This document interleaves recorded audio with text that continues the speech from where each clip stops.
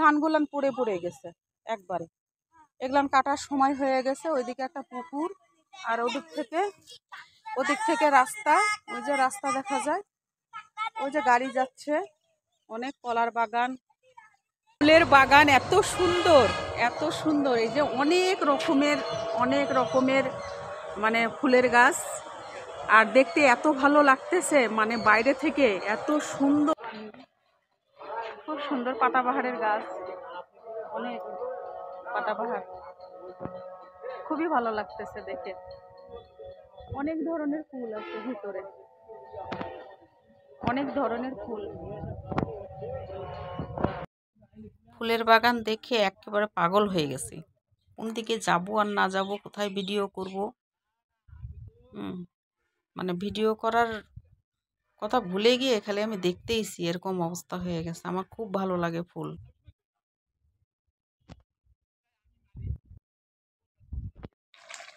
মুরগির মাংস থকবক করে ফুটতেছে। আজকে মুরগির মাংস দুপুরবেলা খাবার। আপনাদের দাদা মাছ খেতে খেতে খুব রুচি হারাই ফেলতেছে, এই জন্য বলছে আজকে মাংস খাবো। তো সকালবেলা একটা মুরগি নিয়ে আসে দিল, আর সে মুরগি কাটা বাছা করে অনেক দেরি হয়ে গেল রান্না করতে। এই যে এখন মুরগি রান্না হচ্ছে, থকবক করে ফুটতেছে।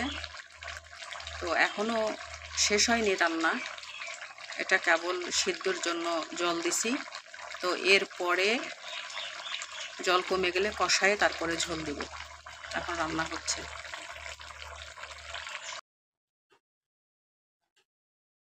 একটু জিরা ভাজা দিয়ে দিচ্ছি, মাংস হয়ে গেছে।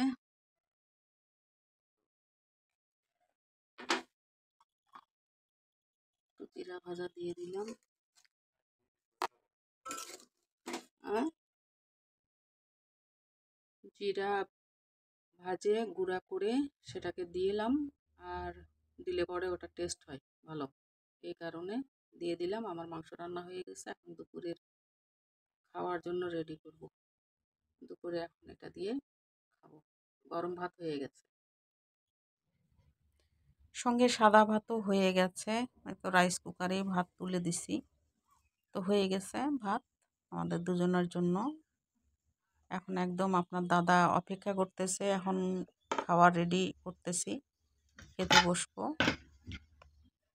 তো ওর সাথে মুরগির মাংস আর এই ভাত, আর কিছু করতে পারিনি। কিন্তু একটা জিনিস যেটা আমার পছন্দের, সেটা হচ্ছে আম তেঁতুলের আচার।